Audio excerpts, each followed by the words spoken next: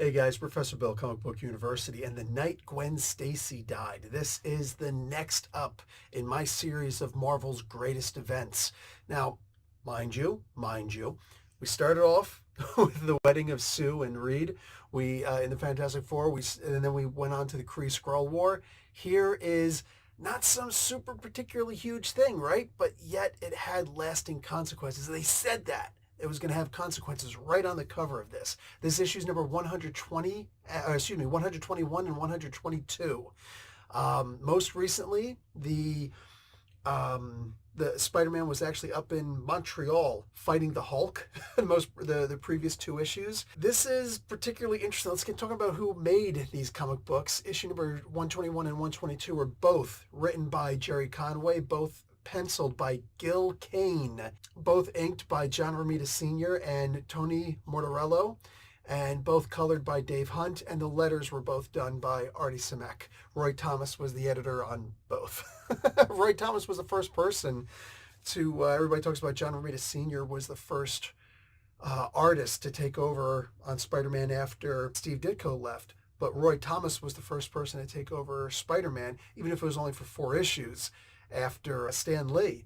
And the first issue that he made, he created Morbius.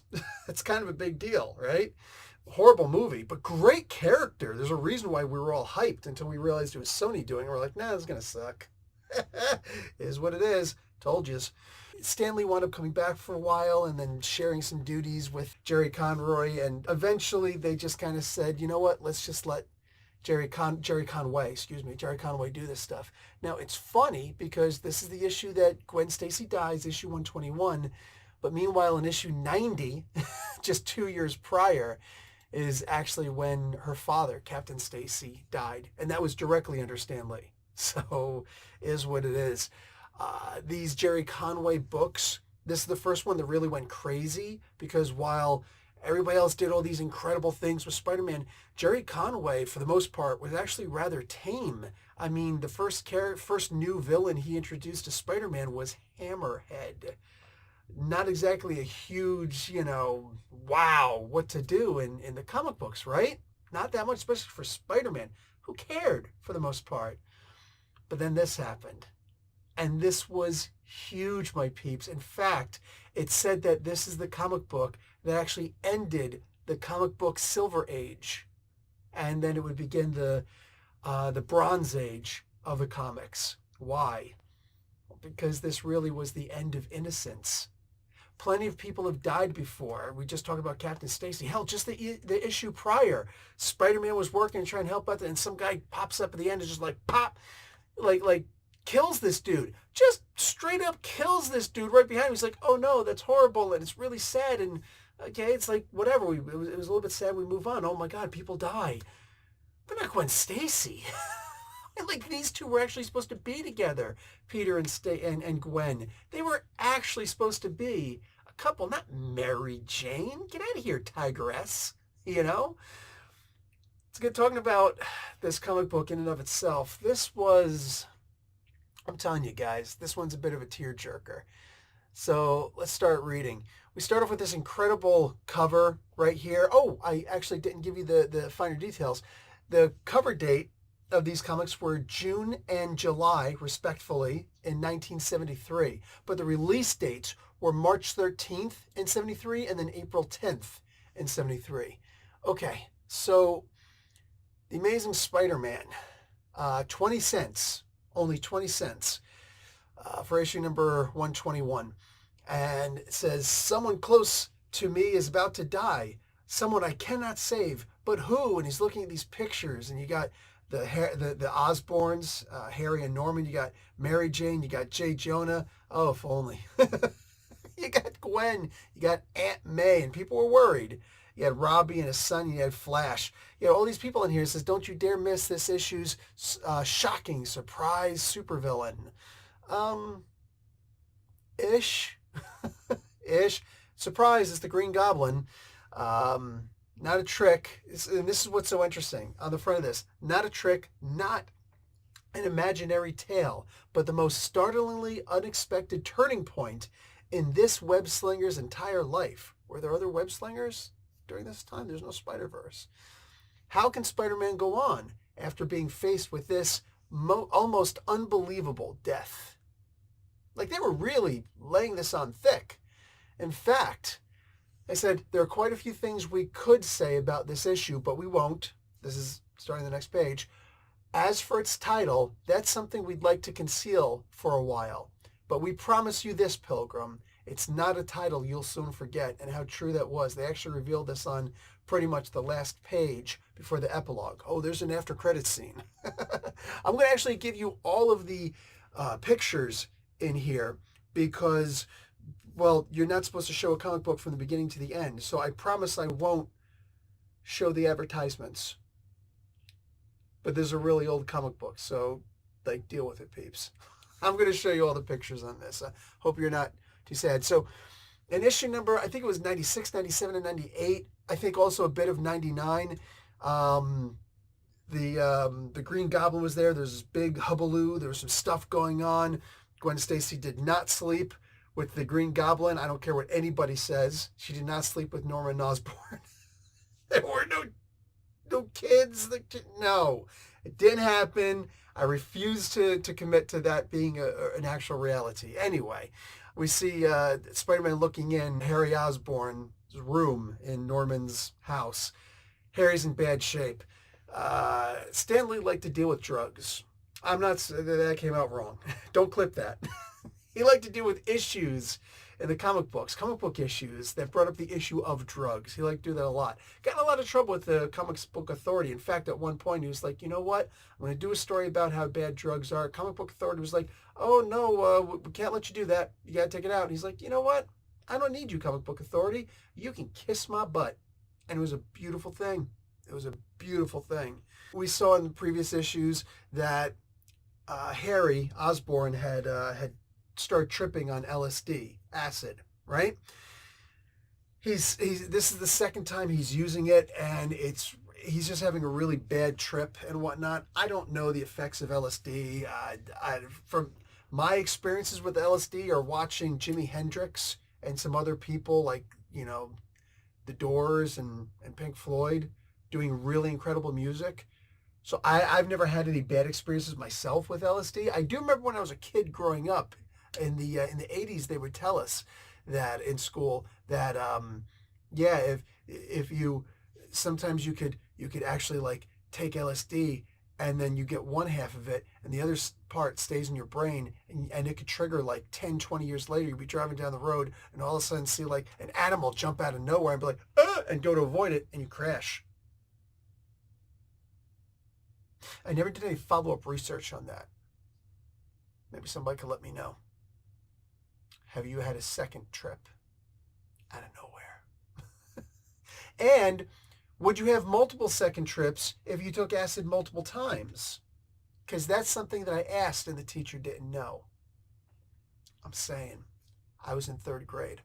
Okay, so moving on. The doctor is here. He's actually Norman Osborn's friend, so that he's making a house call. God, I miss those days. But he is saying that you should be in the hospital. It's really bad. Spider-Man is talking about having just been in Montreal, taking pictures of the Hulk. This was at the behest of J.J. Jonah Jameson. He's actually going to go home really quick. He's not feeling, or he goes in to try and see what's up with Harry.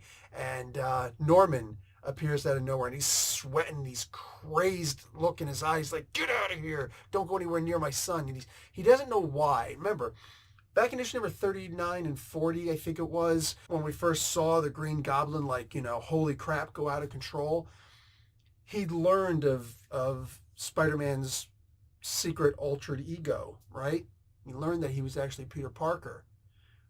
But it became a selective amnesia thing with his trauma, his psychosis, and the head trauma that he received by getting spider-walloped.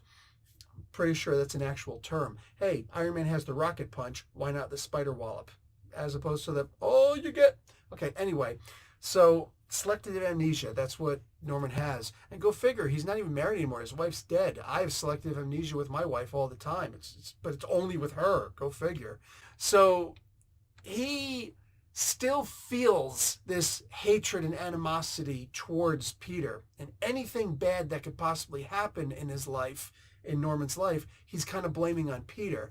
He's not sure why. We know that it's because he's still, like, the thought is there, you're my arch nemesis. You are. And therefore, I have to hate you. But he can't be sure why he hates him because he doesn't remember that he's his arch nemesis. Kind of dig? So there's a lot of flashbacks in this issue. It is what it is. But Spider-Man, or Peter Parker, gets kicked out of the house. Gwen and Mary Jane were in there also, and they get kicked out with him just by proxy. At the time, Harry and Peter were actually living together. And, in an apartment. They were sharing an apartment while they were going to school, Empire State University. ESU, baby. Flags and everything. But anyway, so they were, Peter and Harry were actually really close. Norman used to be close with him too until, hey, you're actually, how dare you be Spider-Man, darn you? So, yeah. Norman's blaming everything on Peter, and he wants Norman completely, or he wants Harry completely out of that life. He's getting phone calls about how his business is failing. He's got all this stress on him, and it's crazy. Peter all of a sudden he's, as Spider-Man now, he's swinging in to go and try and get paid from Robbie Robertson at the Daily Bugle, trying to avoid J. Jonah Jameson as much as humanly possible. But anyway, jolly J. Jonah Jameson. So anyway, he shows up, and but as he's getting there, he's seeing some stars, light stars. It's great how later on in this comic book you'll start seeing that he's seeing more stars. So they'll start drawing more stars around him. But for now, it's just like two, almost, like maybe 2.5 stars. Just kind of boom, boom. He's coughing a little bit. He's sick. He was just up in Montreal. You see Peter progressively getting sicker and sicker, but he's just like, I got to get out of here. J. Jonah's giving me a hard time, but you know what? I got those pictures of the Hulk that he sent me for, and I'm going to charge you a premium because you sent me from New York all the way up to freaking Montreal. That's above Ottawa. So like that's a big freaking, look at the trip. Look at the trip. That's like what? 8, 9, 10, 11, 12, 13. That's an easily 13, 14-hour trip if you're driving. You know what I'm saying? And flying, how much is that going to cost? Get out of town, especially back then. So he changes to Spider-Man so he can get back home a little bit faster because he knows he's just out of it. He's not doing good at all. We see that Norman is tripping out a little bit more. I'm not going to go too much into detail with that. It's just, furthering of the insanity that Norman is dealing with. But, with all the crazy stuff that he's dealing with, he goes running out and he runs back to this warehouse, which is actually where he's located. I think it's on 23rd Street or something like that. They're going to explain in the next issue where he's at. But he goes in this room and then all of a sudden he pulls out the Green Goblin stuff. And this is the surprise villain. Surprise. But now that he's the Green Goblin, as the Green Goblin, he can remember everything for the most part. Right? So he remembers that Peter Parker is his enemy. That Peter Parker is Spider-Man. So he says, well, I'm going to go back to Peter's apartment. I'm going to kill him. Because the hell with that kid. But as he goes there, he's in the window coming in, and here's Gwen Stacy is in there.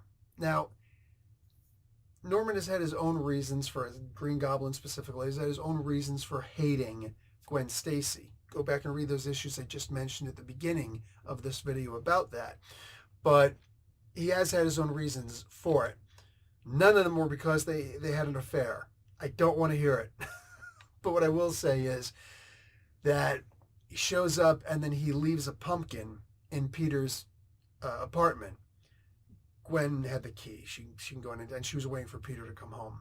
So Peter comes home and he sees the pumpkin bomb and it's actually laid on top of Gwen Stacy's purse. And he recognizes it immediately. He's just like, oh crap, she must have come by to see me and I didn't come back soon enough because I had to make this pit stop off at the Bugle so I can get paid or at least tell them to pay me. Like, dude, what the frig, man? So yeah, really all sorts of messed up. And he starts trying to follow his spider sense. And this is great because this much later on would be explored further in like the Back in Black and several other stories too. But they would explore the idea that he can actually follow his danger sense to where the danger could actually be, including somebody specific. And as he's going by the George Washington Bridge, he sees the slightest silhouette of the Green Goblin up on top. And he goes up there. He's like, what the frig, man? What are you doing? He's like, I got to end this as quickly as I can because I'm seeing more and more stars right now. I can barely keep my balance at this point. And he just puts everything he can into this one spider wallop. That's right. I brought back the spider wallop. He's just, boom! It's just big, almost William Shatner-esque punch. Wacow! Knocks this sucker right off of his goblin glider. And he starts falling, but the glider comes back and picks him up and brings him back. Spider-Man's like, I could try and, handle, but no, the best thing I can do right now since I'm sick is just get Gwen and get out of here. He should have, and look, there's always the woulda, shoulda, coulda stuff. I'm saying all this stuff, being an outsider, not being in the middle of this stuff, not actually being Spider-Man. But I will tell you, he would have been better off just webbing up Norman as he was falling, It's Green Goblin. It's not Norman Osborn proper. There's an actual dissociative identity disorder here, right? Anyway, Spider-Man is sick. He's dizzy. He's woozy. He's not seeing things right. He goes running up and he grabs onto Gwen just as the Green Goblin comes by and whacks her with the Goblin glider. Sends her flying. She falls off the bridge. She's already unconscious. And she just limply falls down the bridge. Falls off the bridge, starts falling down towards the water. Spider-Man spins that web as quickly as he can. Boom! Snatches onto her leg. Grabs her. Shwick! And the slightest little snap. That's what we see right there. Now, Peter's being Peter. And he's coping with the anxiety of rescuing people while fighting the Green Goblin, while being sick, while being Spider-Man, while doing all this crazy stuff. He's coping by being his typical Spidey self and cracking jokes and, fake bragging and whatnot. And he's pulling this limp body up. And he's trying to deal with the idea that he's realizing his mind is slowly trying to help him to understand that Gwen is dead. And he's thinking, you can't be dead, honey. You can't be. And this is great. This is one of the stories that reminds you that Peter Parker, Spider-Man, isn't an adult. Right? He may be of legal age and whatnot, but he's still a kid. He's still a youth. This young kid who just, even though he's seen a bunch of things, just like this is his one respite, his one bit of happiness. And she's dead in his arms. But he rescued her. But it was right. He did the right thing. This isn't supposed to happen. And that's what he's dealing with in this. And it's horrible. It's terribly sad. And the wording in here, Conway does an amazing job at this. It's genuinely beautiful. And you got to give credit to Artie Simek, where he puts these word bubbles, where, how he's going to write the words that Jerry Conway wrote for him. It's amazing. It's Amazing Spider-Man. He's lamenting. I killed you. But he didn't. Romantic idiot, Green Goblin screams. She was dead before your webbing reached her. A fall from that height would kill anyone before they struck the ground. Before they struck the ground. That's not really how terminal velocity works. And a lot of people have argued that. So, there was the snap, there was the big hubbaloo, all that stuff. But maybe Green Goblin killed her when he smacked her with the Goblin glider, or just hit her because he is a hell of a lot stronger than a human is supposed to be with that Goblin serum. Maybe it was Spider-Man. Maybe she was dead even before that from the trauma, because Norman Osborn as the Green Goblin is a freaking psychopath. And maybe he flew up and dropped her down and figured, yeah, I'll just leave her here. I mean, she was unconscious. How do we know it wasn't one of those things where, like think about the Force choke with Anakin when he killed Amidala. He was only holding her for a little while. It's not his fault she's so weak that she died. Okay, maybe there's a little bit of victim blaming, but what I'm saying is they should have showed her choking longer. But at the end of the day, the fact of the matter is, he killed her and he didn't realize that he'd killed her. Didn't realize that she died. Maybe the same thing happened with Norman Osborn. Maybe this is just one of those things. So I adore the idea that we genuinely don't know. Maybe it was Spider-Man, maybe it wasn't. But at the end of the day, Norman was undeniable. Well, Green Goblin was undeniably responsible. And Spidey swears that he's going to kill him. And at the end, that's when we get the title, The Night Gwen Stacy Died. At last, we can tell you the title to our tale, though it's one title we'd hoped we'd never see. And you can be sure the story doesn't end here, and it is, in fact, to be continued. So apparently we're supposed to keep Kickstarter videos to under 2 minutes if possible. Well, let's see how well that works out. Guys, I have got a book that I have completed. This is not the completed work. It's all digital right now. I would love to be able to get this book out to you guys. This is a book of 300. I can't believe I was able to put together 300 riddles. Actually, I've got probably close to 500. If this does well, maybe I'll put out another book. 48, I've collected riddles all throughout my lifetime. And by collecting, I'm not saying finding other people's stuff. No, actually making my own riddles for my own campaigns. If you like playing Dungeons & Dragons or Lord of the Rings role-playing game or any kind of fantasy role-playing game, this is perfectly suited for that. If it's medieval and if it's fantasy related, I've got 300 riddles in here to enhance your game. Guys, if you're not putting riddles in your game, you're messing up. I'm telling you, big time. And it takes a lot to put together some of these riddles, right? And I've already done 300 of them for you in here. And I've put together how to implement the riddles, how to make some of your own riddles, certain examples throughout time. I've given you a bibliography, APA style, on my influences in books and in movies, right? And television shows and all that stuff. Lots and lots of stuff to help you guys, to make sure that you guys are able to put together the perfect riddles for your campaign. Let's be honest. Riddles are the thing that more than anything else are usually overlooked in a campaign. That's a no-no. Because every so often, somebody will throw a riddle in a game, and what does somebody say? You know, I didn't expect that riddle, and that was actually really good. Oh, man, I can't believe I failed the riddle. Nobody cares about failing a roll. Nobody remembers failing a roll, but they remember failing a riddle. They remember kicking themselves in the seat of their pants, thinking to myself, I should have known that one. Oh, come on. Or when they pass it, everybody patting them on the back. Dude, you nailed that riddle, though. That was cool.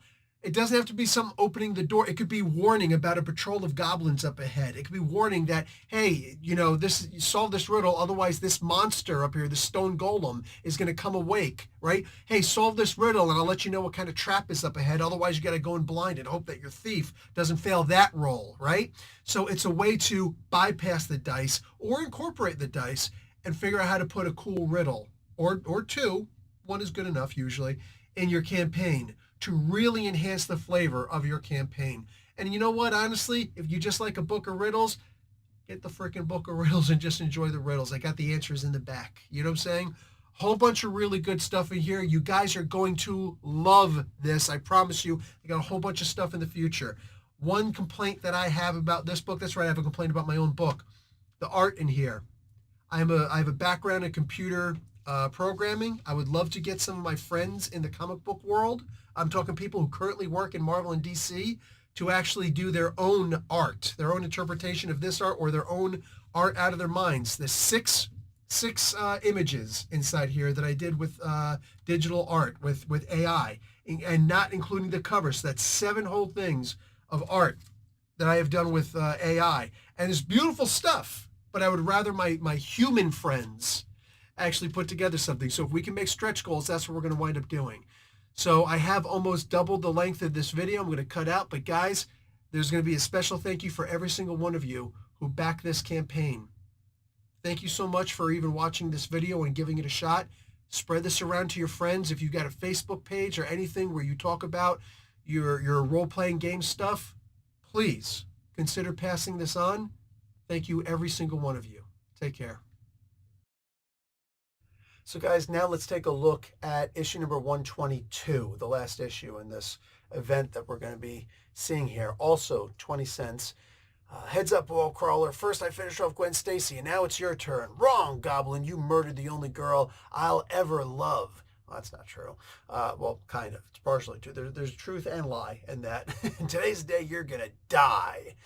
Well, aside from the not loving anybody else thing, no lies spoken in this, because the Green Goblin is, in fact, going to die in this story. But how? I say, how? And of course, he'd be retconned that he didn't die later on. Sorry, spoiler. Surprise. Freaking comic books. They don't actually kill anybody. But anyway, this issue is called The Goblin's Last Stand, and for very good reason. So it actually takes place immediately after the events of the last issue. Green Goblin's, flying off, and he's like, screw you, Spidey. Ha! Just chopped her up. And then Spider-Man goes and brings her body down to the pier. Some people watching, so he brings her to a different one. He swings back up and tries to go after the Goblin, but he's having a hard time because Goblin's fast as hell. But then he gets on the back of the Green Goblin and just starts boom, boom, boom. And now it's the Goblin who's seeing stars. And he just starts walloping like crazy on the Goblin, like on the back of his head. And then Goblin flies towards one of the suspensors on the bridge, the Brooklyn Bridge. Boom! Spider-Man he was screaming so loud and fighting so hard. He was so angry he didn't realize that his spider sense was warning him. Rope bridge ahead. Boom! Smacks into it hard as hell. Crack! Dude's lucky he didn't crack his freaking skull open, It was really bad. And he falls down, and the Goblin's able to get away. Goes down, and the police and a crowd is around Gwen Stacy now. Gets down there, starts screaming, "Back off, cop!" But yeah, the rookie cop is like, "Officer, Spider-Man killed her. He had to have. Look, it only makes sense." The senior officer's like, "Relax, dude. I'm seeing somebody who's actually in pain here. Okay? You need to relax. We don't know what happened yet, but you need to step back." Peter's sitting there like, nobody's going to hurt you. He's talking to her again. He's trying to, no, she's okay. And this is where he finally realizes and accepts that she's dead. And he says out loud, "And Spider-Man killed her." Now, obviously what he means is, because he knows that it wasn't the web that, and then she, her neck snapped and she died. And if you believe that it was, fine, like it's a headcanon thing, but from what they showed in the comic book, from what was explained, at the end of the day, in some way, shape, or form, Peter Parker's guilt is the main thing that takes over. And whether he meant I killed her or I'm responsible for her death, even though I didn't directly do it, whatever the case may be, the guilt took over. And this, ladies and gentlemen, is the prime reason why you do not talk to cops, because anything you say can and will be held against you, even before they read you that Miranda Act. I'm just saying. So yes, bang, there you go. So right away, that rookie's like, "Oh, Sarge, did you hear that?" He's like, "Yeah, I heard it. Said, just shut up." "But Sarge, all right, rookie, fine, have it your way. You're going to have to come with us, Spider-Man, for questioning, just for questioning." This shouldn't have been a big deal, but Peter's pissed. And he's like, "I need to go because I need to go kill the Green Goblin." He didn't actually say that, but that is the reason why he's trying to leave. So I just want to point something out really quick. Vengeance is the Lord's. Okay, we're going to move on from there. So Spider-Man flies off, and he's just like, he's this is the thing. This is the thing about premeditated murder. You could say that this was irrational, the way that he handled the cops right there. You could say it's irrational the way that he was pounding on the Green Goblin, and if he would have killed him up there, hey, it would have been whatever it was. I get it, and you're not wrong. But here's the thing. He realized that breaking into Norman's house as Spider-Man might not be the best idea, but even with the crazed look in his eyes, he had the wits about him to change into the Peter Parker persona and walk in the front door to Norman Osborn's house, hoping to find him there. So there is no pleading of insanity in this. Premeditation precludes temporary insanity, or even permanent insanity for that matter. So he walks in and there's Harry. And Harry's like, help me, please. Peter, I think it's you here, but I can't tell. I can't tell what's real and what's not real because, I'm tripping on acid, brah. He says, if you are real, I need to latch on to you, man, because, hey. So Peter's just like, it's funny, in his mind, he's like, I have no use for you. And it's a shame. Like, Peter is a kid. He does do things that are wrong. He does sin for the most part. Everything about him is not virtue. Some of it is vice. That's one of the things that's so incredible about Peter Parker, is that he's not perfect. He's not Superman, right? He just kind of strives in that direction. He's still a human being. He still screws up, but he tries. In this case, though, he went nuts. It's a shame. He actually, in his mind, he said, I have no use for you, and he just left. And Harry gets out of bed and he starts wandering after him and whatnot. So anyway, the report goes out that Peter Parker is wanted by the police for the potential murder of Gwen Stacy. Robbie Robertson is looking. He's like, oh my God, I knew her dad, in the police department and da-da-da-da and all that stuff before he retired and then returned back to duty and all that stuff. And Spidey shows up. And he's just like, listen, I'm not going to answer any questions. I need you to help me out. And Robertson knows. First off, it should be understood, Robbie Robertson, I believe, was always expected to have known who Spider-Man was, that it was actually Peter Parker. I don't know if there was a time when they didn't have Robbie Robertson know who Spider-Man was. I think that he was created with the sense of, yes, he's going to be the one guy who knows who he is. But we never knew that he knew who Spider-Man was. We don't find that until much later on, right? So one of the reasons why these comic books were just the best, right? But he's sitting there and he's going to help Peter out because he's Peter, right? And J. Jonah comes and is like, oh, you can't help him. He's a murderer. And Spider-Man just has nothing to do with it. He's like, forget about it, man. Boom. He just tapes up J. Jonah Jameson's mouth. There's something very fulfilling seeing the look of fear in J. Jonah's face with that little Hitler mustache. You little fascist-minded son of a gun. This is actually very interesting because this would lead to the next issue where he goes out and he hires Luke Cage, hero for hire, to go and get Spider-Man, dead or alive, pays him money. He's a hero for hire, right? He's a bounty hunter, basically, for superheroes, or at least a superhero bounty hunter. Goes and that's actually the next issue. They actually get into a fight, Luke Cage and Luke Cage, Power Man, and Spider-Man. Freaking hysterical. A really good issue. It's not the where's my money, honey type issue, but it's somewhat close. It's in the neighborhood, if not the ballpark. So anyway, Spidey leaves. The information he wanted was, is there anything special about Norman Osborn? Does he have anything, special, like a very weird warehouse someplace? He's like, actually, yeah. And I think this is where he actually says, did he say warehouse number 23? I think he did. Yeah, 23rd Street and 9th Avenue. That's where it is. Anyway, so Spidey goes there. And he does a little trick where he opens up the door and lets it go in because Norman's kind of, he's half between Norman and Green Goblin. But when he sees the little, the door opens up, he's just like, oh crap, he pulls the mask back down and he goes into full Goblin mode. And he starts flying. He's like, I'm going to fly out this window and come by and take Spider-Man from the side. I'm going to flank his ass. Spidey's like, nah. Tonight, it's my game. We play by my rules. And he just starts slamming them. Goblin's like, boo, pew, pew, trying to shoot at him. He's got all these weapons. Spider-Man's dismantling them slowly but surely. He goes and he pounds the Goblin glider so they can't use it anymore. Starts using his webbing as impact webbing. not the little impact, shells. That later on there would be a thing called impact webbing, where it's little balls that would just kind of like boom, and the whole purpose, the only purpose, was to actually use them as little punches. Right here, he just used the intensity of the shot of his webbing and his web slingers as a way. Basically, it's like impact webbing. Shut up, just let it go. Right? He punches him with his webs, basically, pew, like that.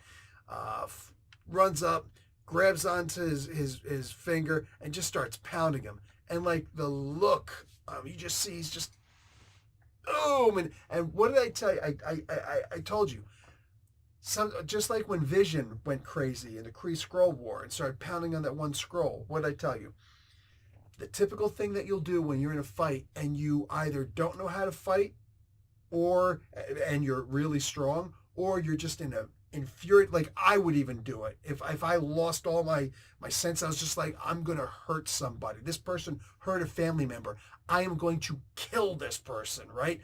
Grab on and just doom, and realize, the next day, whatever, when the swelling starts to go down. And I've done that. I've broken this one twice.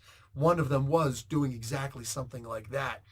Like the swelling goes down and then you realize, oh crap, it's broken. I broke my metacarpal. Crap. Anyway, the first time was just being stupid, but second time mattered. Anyway, so yeah, Spider-Man's just boom, pounding on the Goblin, and he actually stops. He stops. And it's great the way he's talking. He's like, I loved her, you filthy, worm-eating scum. And you could tell, this is like, when you see on Twitter, somebody does a little clapping symbol in between each word to say, like, you have to stop. Here, he's just, and you took her away, filthy worm-eating scum. Like you could tell, like each word bubble, screaming bubble, is him punching the Goblin, and he's unloading with his spider wallops. Third time, it's official. It's part of the English language now. Gave him that spider walloping, baby. Doom, doom, doom. And like one more punch and Goblin's probably dead.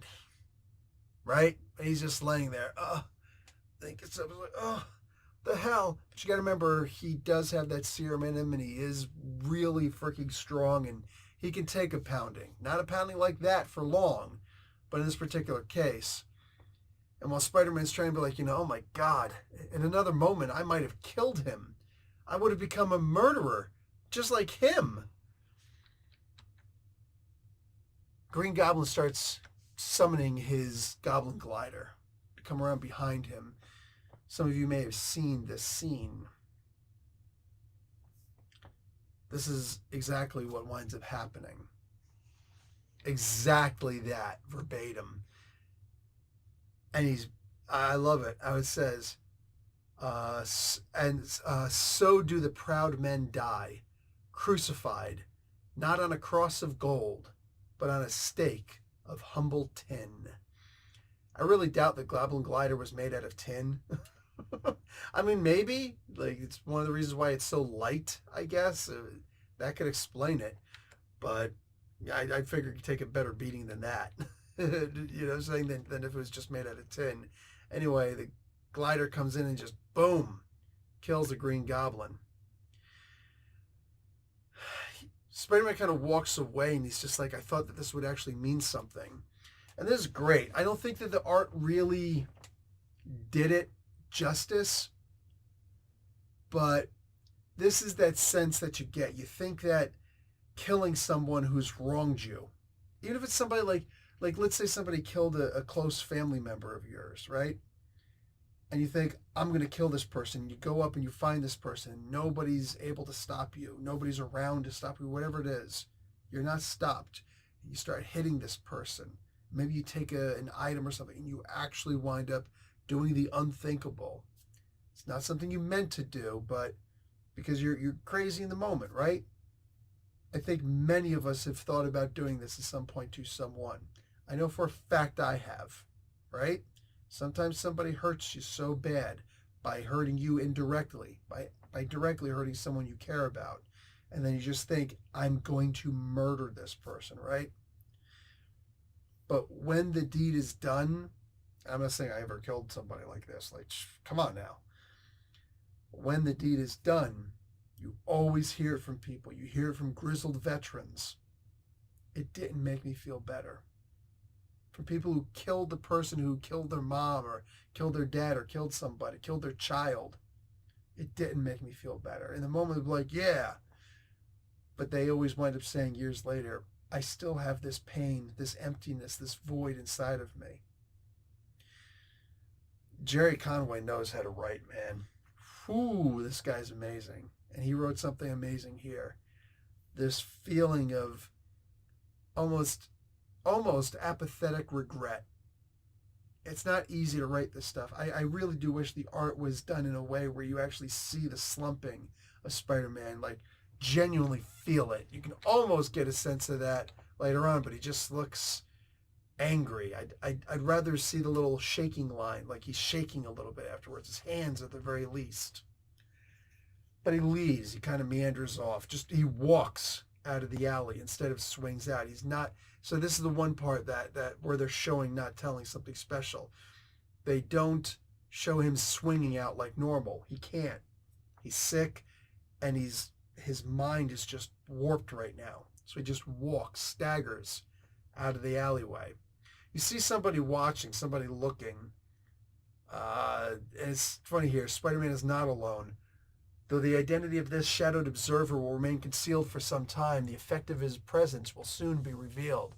Well, I'm here to tell you that in issue number 126, it's finally revealed who that person was. The issue where the kangaroo, the greatest foe Spider-Man's ever had, dies.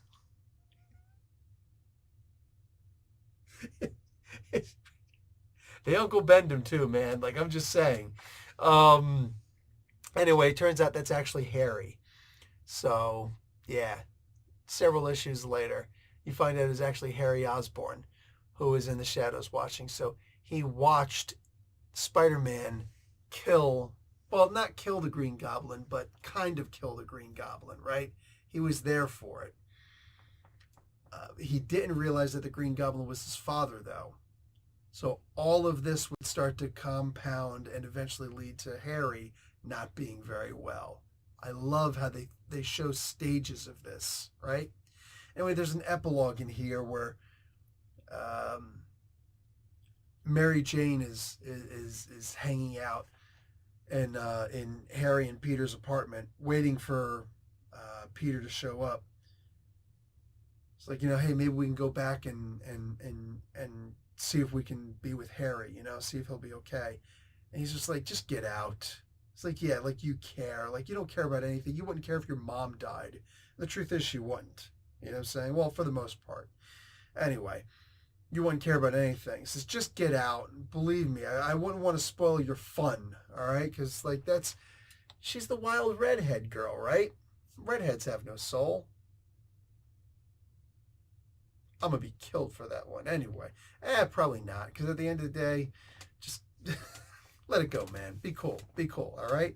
We'll hang out. Everything will be fine. Anyway, here's the beautiful thing. This redheaded firecracker refuses to leave. She thinks about it. She's like, I was told to leave. I should just be subservient. I should just leave, whatever. But she doesn't. She does the absolute, not just right thing, but perfect thing. She goes to the door and she slams the door. Well, not slams it. She clicks it. Click. Looks like a slam. But anyway, she closes the door. But with her on the inside of the apartment, not on the outside of the apartment. So she's going to stay with the grieving Peter. And this is the first sign. I mean, there's been plenty of signs, but this is the first sign where we see that they actually could be, and probably will be, a couple. Gwen's death is actually a catalyst leading towards these two being together. And it's a beautiful thing, man. It really is. I genuinely like this. And that's the episode, man. That's the whole show. Guys, for me, this is one of the most crucial comic books in the history of comic books, well, these two issues, both of them, because we see the death of Gwen and then the death of her murderer, Ozzy Osbourne. No, not that one. Anyway, we see the Green Goblin die. Just no barking at the moon, peeps. We get to see the genuine end of innocence.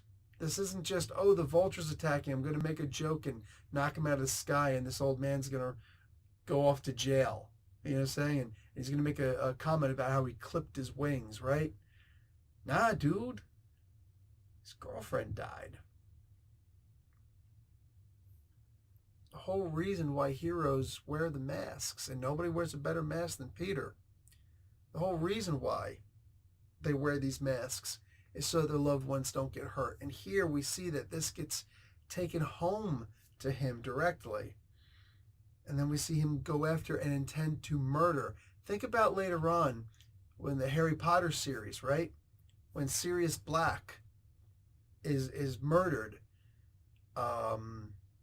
Harry Potter, who looked at Sirius as an Uncle Ben type character, this father figure character runs after, and he's actually okay with killing his murderer, but only in words only. He goes and he does I think he does does it say excrucius or does it say Avada Kedavra? I think he just does like the excrucius one, like, I'm going to get you the massive pain. I'm going to put you in massive pain. But it doesn't work. Even though he hits her, it doesn't actually work. Why? This was Bellatrix Lestrange he's like shooting at. It doesn't work because his heart wasn't into it. Because as angry as he is, as insane for the most part as he is, Harry's heart is so pure that he couldn't possibly bring himself to actually truly cast one of the 3 deadly spells. Right? This is very much, in my opinion, like, I feel like J.K. Rowling must have seen these comic books, because it's beautiful, and it's almost exact what's happening here. This ended the Silver Age for comic books, the Bronze Age from then on out, right, to the modern days. But this was beauty in its making. It tackled a real subject, and that's what makes this. Even though the Watcher didn't show up and go, ooh, I'm the Watcher and I just watch things and I don't interfere. Hey, look, here's a cheat code. No, there's no up, up, down, down, left, right, start. No, there's none of that. There's just Peter Parker on his own, finally getting some hair on his chest, and some other places too, I'm sure. Got to start wearing that deodorant, maybe start shaving a little bit. I'm just saying, all right? Take a shower a little bit more often. Your sweat glands are in full effect right now, son. It's not just from 14 on. Like, it really gets, you need to take care of yourself. You're moving a lot. You got that latex, leotards, whatever that freaking spandex crap is, all over you. You need to chill, all right? I love this. As much as I'm being silly right now, I loved these comic books. Guys, highly recommend trying to get the facsimile issues of, I'm positive that the first one, the Night Gwen Stacy Died, I know that one exists. I think there's one for the second issue too, 122. I think, but if not, try and get a hold of these. And if you can get even a poor copy of this in a CGC grade, just like boop, boop, boop, held up like that, that's a collector's item like nobody's business. This is a pivotal moment, not just in Spider-Man's life, not just in Marvel, but for all of comics, because heroes would become a lot more cynical from this point on. You see characters like the Punisher, characters like Wolverine, characters like Lobo, they start popping out of the woodwork from this point on, because everything has changed, because Spider-Man lost the blonde of his life, the love of his life. Something special about these blondes. Talk to you guys later. Like the video, watch an ad. Professor Bill, Comic Book University. Class dismissed.